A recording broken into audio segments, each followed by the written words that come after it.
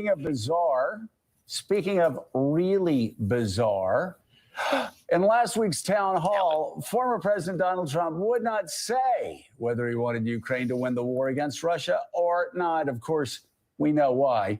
Yesterday, Republican Congressman Mike McCall of Texas, the chair of the House Foreign Affairs Committee, the guy who's been steadfastly on the side of Ukraine, tried to explain what he thought Donald Trump was thinking. Here's what Donald Trump said last week, followed by Chairman McCall's comments yesterday. Do you want Ukraine to win this war? I don't think in terms of winning and losing. I think in terms of getting it settled so we stop killing all these people. Can you say if you want Ukraine or Russia to win this war? I want everybody to stop dying. I mean, what do you say to that? I mean, he's your Republican frontrunner right now. Well, and I think Donald Trump... And he can't say whether or not he wants Ukraine to win against Russian aggression. I think he always thinks in terms of winning and losing. I will say this. I think what he is thinking is that this counteroffensive, which is happening soon, will be so successful that we can have a ceasefire and maybe get to a negotiating phase. Yeah. No. Actually, Donald Trump, the chairman's right about one thing, Richard. Donald Trump always does think in terms of winning and losing. That's all that matters to him. So to say, I don't think in terms of winning and losing is a lie, first of all. Secondly, it goes against what Republicans have always seen as what a strong commander-in-chief should say, how he or she should act, what he or she should do. When Ronald Reagan was asked what his strategy was against the Soviet Union, he said, it's easy. We win, they lose. Here, Donald Trump's going, I don't really think about winning, which once again reveals, as we saw on this show in December of 2015, this guy has some really bizarre fixation, really strange, unexplained connection still 8 years later with Vladimir Putin that he can't even say. He hopes the freedom fighters whose country was invaded by a leader who is committing war crimes every day, he can't even say that he wants that side fighting for freedom to win. Yeah, you can't be neutral in a situation like this of such moral absolutism. There's not a lot of rules in this world, Joe. Not a lot of norms or rules. The only one that's really out there, the most basic one, is you cannot use force to change borders. That aggression cannot become the new normal. And that's what this war is about. So it's clear that Russia has to lose. If Russia does not lose, we'll have nonstop war in Europe, plus others will take their cue from it. And we'll see this world really begin to look like a jungle. So it's not a gray area. The only gray area is, and I'm not going to give the former president the benefit of the doubt here. He doesn't deserve it in his answer, is I think we have to have a conversation. You and I have had it on the air about what Ukraine has to be able to accomplish militarily in the way of liberating Russian-controlled territory. People like Chris Hayes, Joe Scarborough, and many people in the corporate media have been making a complete ass of themselves. And a lot of people are questioning why have this town hall. The Ukraine moment alone is why you have this town hall. Right. And they want to make up all these reasons why they didn't want this town hall to happen. The same people want 100% okay voting for someone who raped Tara Reid, all of a sudden develop a conscience and say we cannot give a platform to someone who commits sexual assault. And people think that's the reason. People think no, they did not want to hear or open up any debate on Ukraine. They want to have a 100% lockdown narrative on their liberal ideology and discourse. No opposing narrative is allowed to be platformed. The Ukraine thing is big. The Ukraine thing. And this is why, and this is the reason why, Nick, that they fear Trump. Or I'm not going to say this is the only reason. There's many reasons, but this is probably, I would say, this has become the top biggest reason that he cannot win the White House. If you notice, after this town hall, the propaganda, I mean, if you could believe that the propaganda could get any higher, they turned it up. Like all the shows were talking about it, but not talking about it in the sense where they're talking about it as if he left, like a completely different parallel reality. Like you and our reaction, and it must have gotten some response because it's literally one of our top videos this year.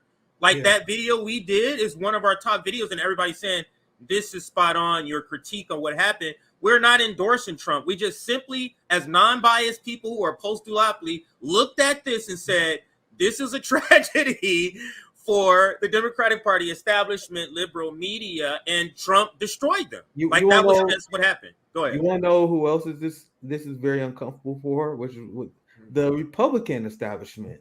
Because now they have been asked about Ukraine, like, wait, what's going on with Trump and Ukraine? And I've been clear, we've been clear here. I want you guys to understand. Despite what Matt Gaetz and Martin Taylor Greene saying, most Republicans are in support of the Ukraine war. So having Donald Trump out there as the lead man knocking down this war and make the Republicans who support it look even more ridiculous. And I saw this earlier. I wanted to play this because it is one example that I had. This from Mediaite. House Republican twists himself in knots to explain Trump's refusal to say he wants Ukraine to win. So now these Ukraine supporting Republicans are in a tight spot, which is, I think, one of the leading reasons why Tucker Carlson was fired. Because right after Tucker was fired, you had Kevin McCarthy. All of a sudden, he grew balls. He grew balls and said, what Putin is doing is a war crime. He said that the second that Tucker Carlson leaves Fox. Yes. So they was like, all right, we got rid of Tucker. Now you got Trump putting these people in the hot seat. So I actually want to see what this guy said. I saw the headline, and I was about to read the article. I actually haven't seen the video. I saw that too.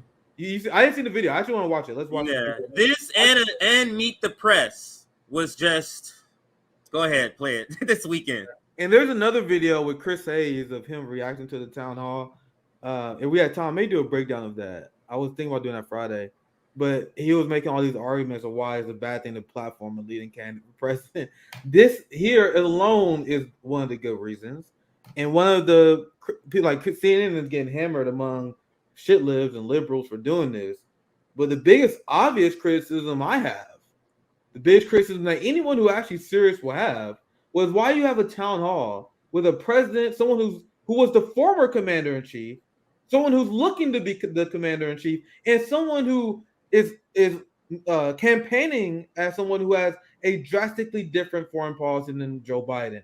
But despite that, you guys spend 10 to 15 minutes on foreign policy during the entire 60, 90-minute town hall. This should have been dominating the town hall, but instead CNN spent all their time asking about what Democratic voters want during a Republican primary town hall. So they actually handled it horribly, but that's not what the liberals criticizing them for. They criticize them because they dare have the audacity of platforming this guy. No, they don't. No one even bringing up my criticism. Like you have a president in front of you. You're not talking about foreign policy.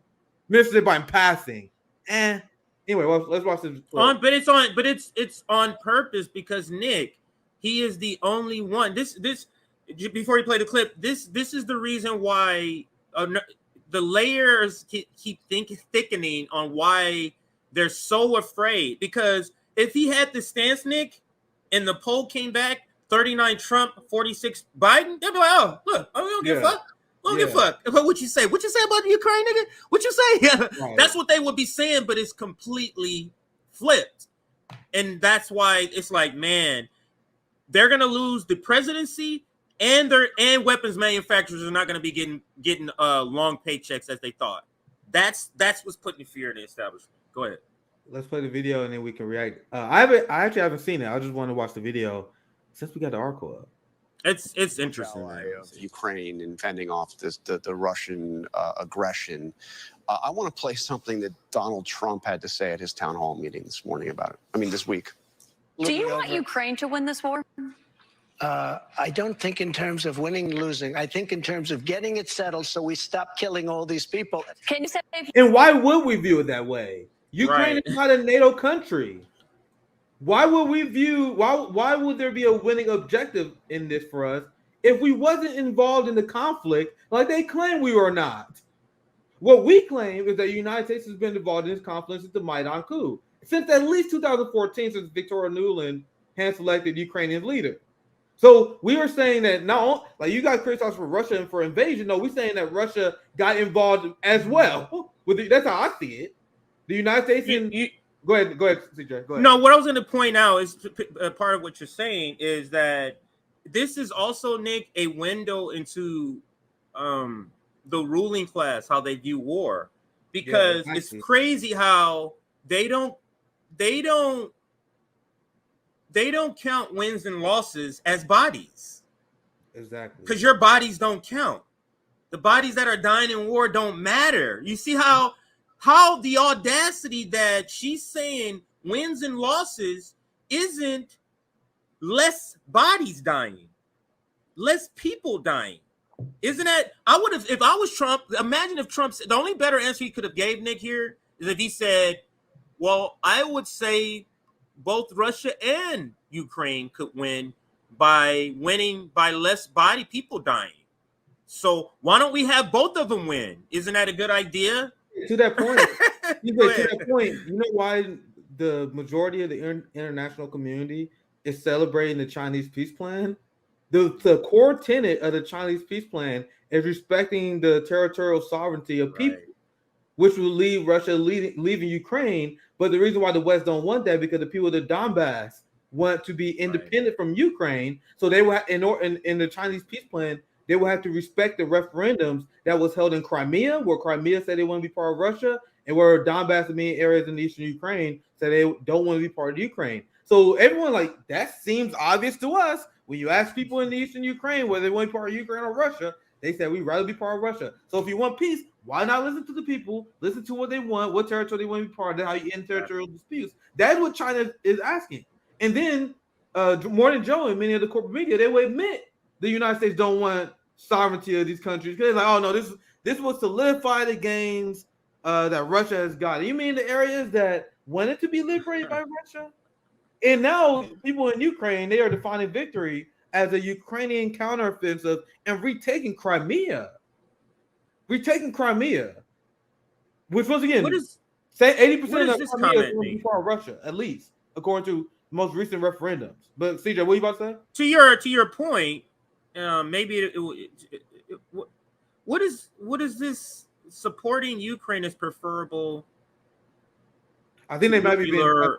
I think they may be sarcastically. Okay, because I was going to say, I thought it was the other way around. I don't think they're liberal. I've seen them around. So I think they're being, sarcastic. Okay. That's a liberal mindset. They going to the liberal nuclear war is more preferable than Ukraine winning or losing. Now I want the video to continue, but they say they want Ukraine to win. And if we are part of NATO, which is the North Atlantic Trade Organization. You guys understand that?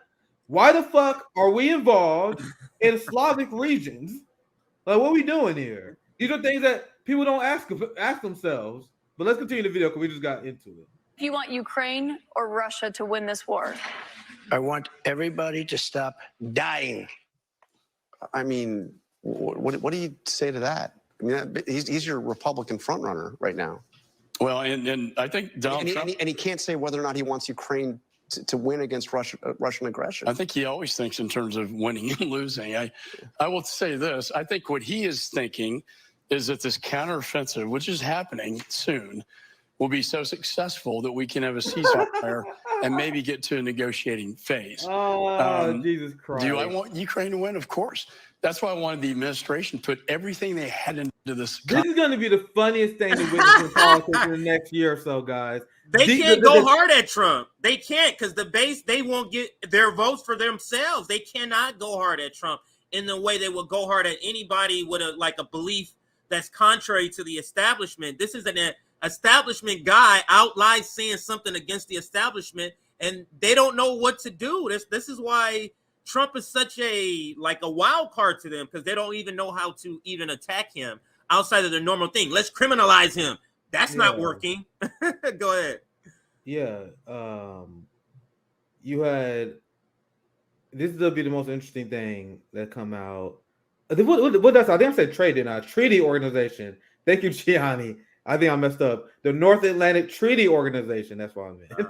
But anyway, The most interesting thing moving forward is going to watch the tension between the Republican Party, between the Donald Trump right and the majority of the party, the Kevin McCarthy now and Mitch McConnell right.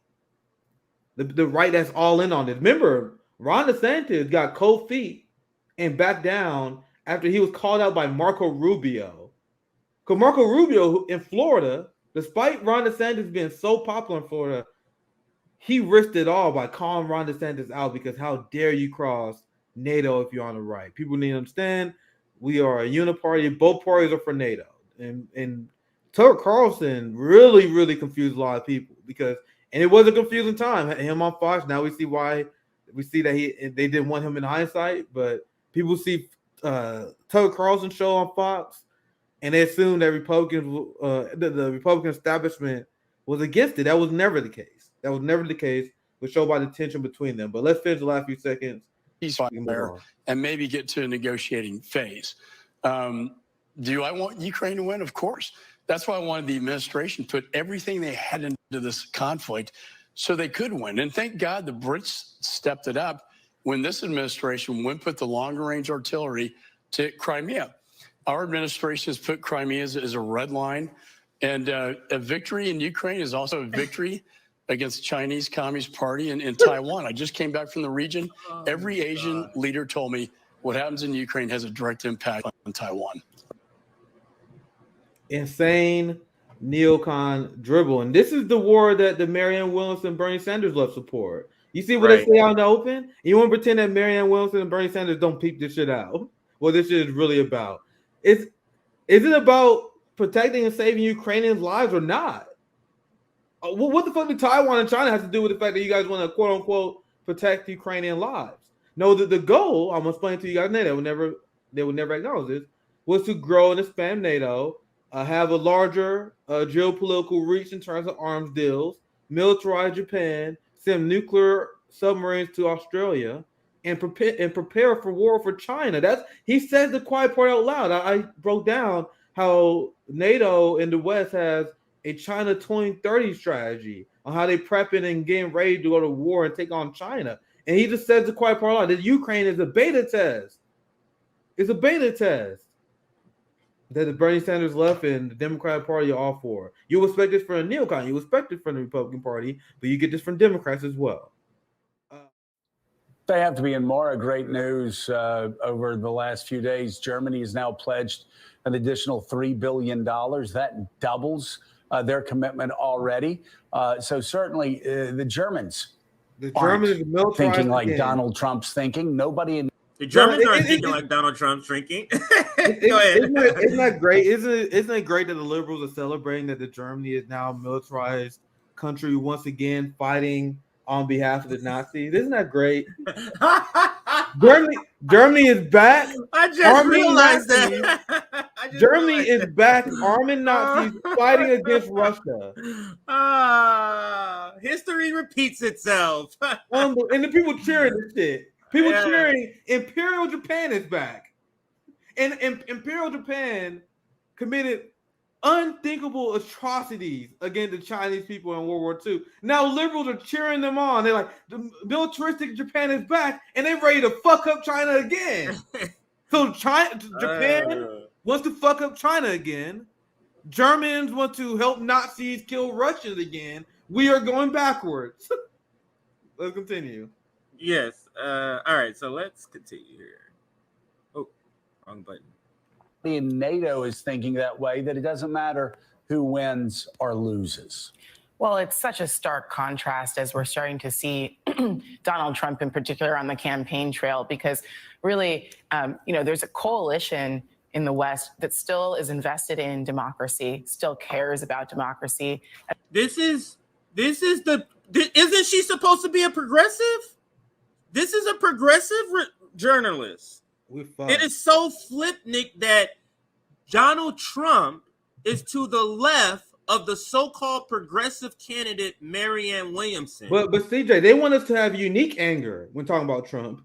Remember you said earlier, but there's so many people when they watched the town hall coverage that was confused because we didn't have this unique anger toward Trump, even though you guys sound more crazy than this motherfucker recently. The Bernie Sanders NATO left sounds as unhinged as Donald Trump, but you guys want to be uniquely angry at him? He sucks. You guys suck. Biden sucks. So we're going to keep the same kind of anger at all of them. That's how I do. But CJ, go ahead.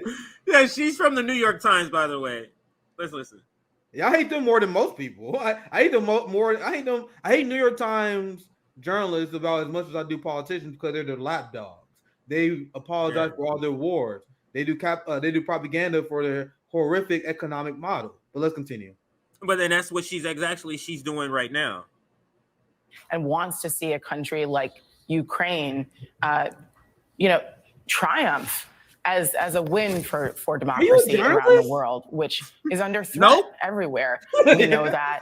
And of course, other Republicans know that too. They're just not standing up to Donald Trump, which is really not a good sign either of things to come. They just can't quite seem to quit him, as you said, Joe. Right. But also, I think, Germany is invested. Their history, right, is at play here. There's some wisdom here. They have been the beneficiary of course, years and years ago of the Marshall Plan, and so I think that there's some wisdom there. To see how she made the history momentum continue to grow. It'd be best you don't bring up history. And of course, the more that the Western Alliance does. Let me pause it. Say that again. Say that part is important. It'd be best if you just avoid mentioning history. We're talking about this. That's what I thought. I was like, she can't be going down the route of talking about Nazis, right? And she didn't. So they're gonna bring us the less the United States has to go it alone.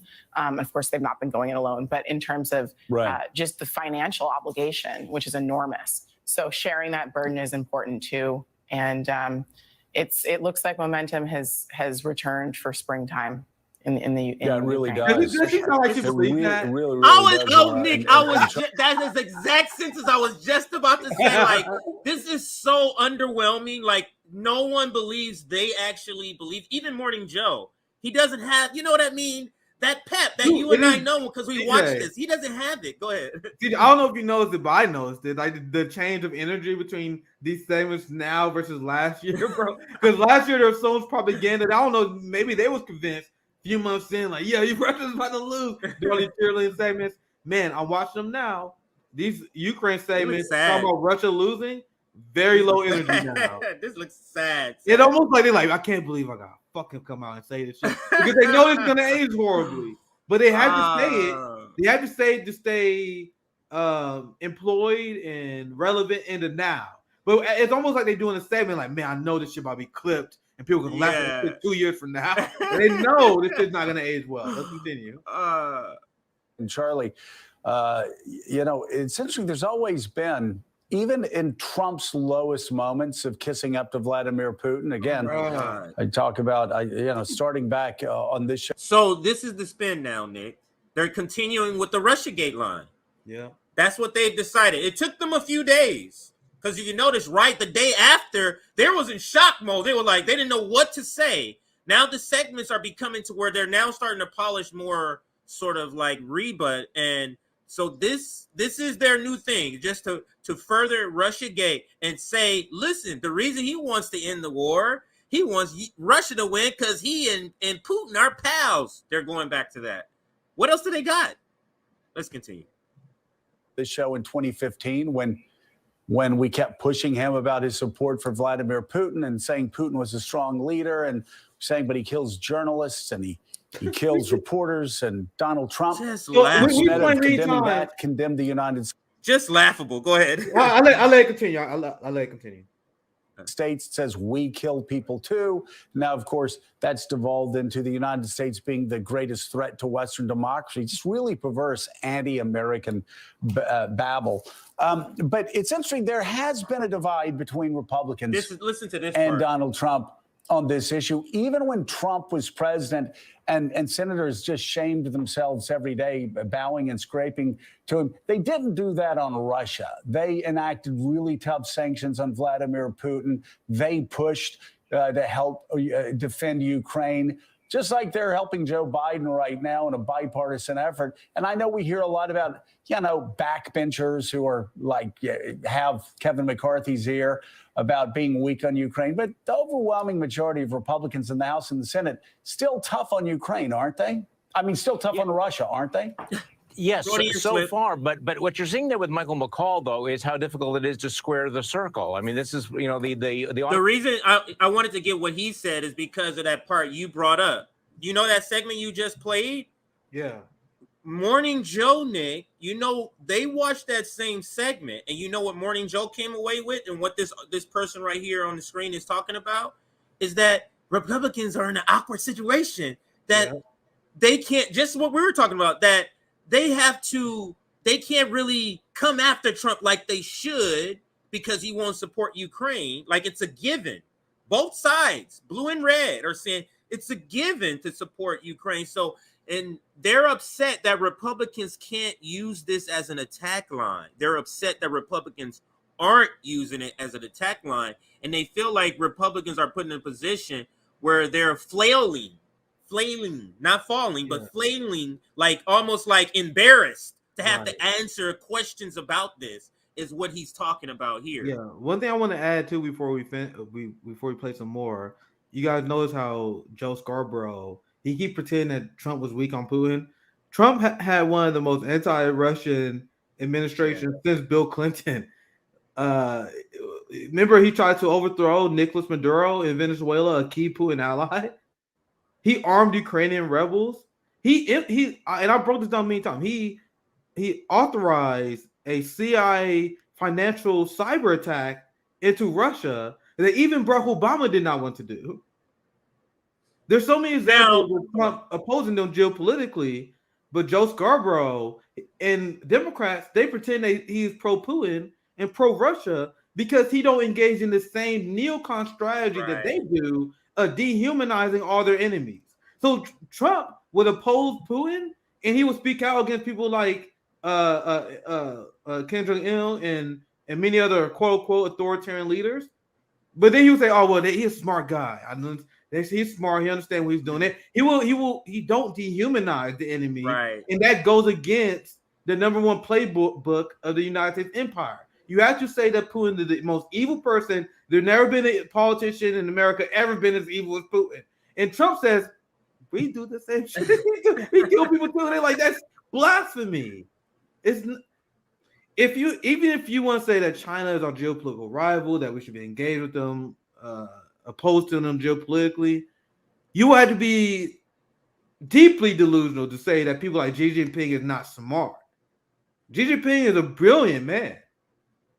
We hear him speak. We hear Xi Jinping talk about history, economics, his plan for vision. You would never hear that from Joe Biden. Like we hear like the speeches from Xi Jinping, not even from Trump. You're not hearing from Trump. You're not hearing from George W. Bush. You're not hearing in a substantive way from Barack Obama. He'll give you a bunch of platitudes, but he would never accurately and intelligently lay out the vision in history the way that Xi Jinping and a lot of the other leaders that we're not even allowed to say they're smart now. If you say that Putin's smart, oh, you're a Russian sympathizer. Point out the obvious, right? And that's what Trump does. He gives them compliments, and they hate that. That's it. His action don't match. The action doesn't match up, but he's nice to them.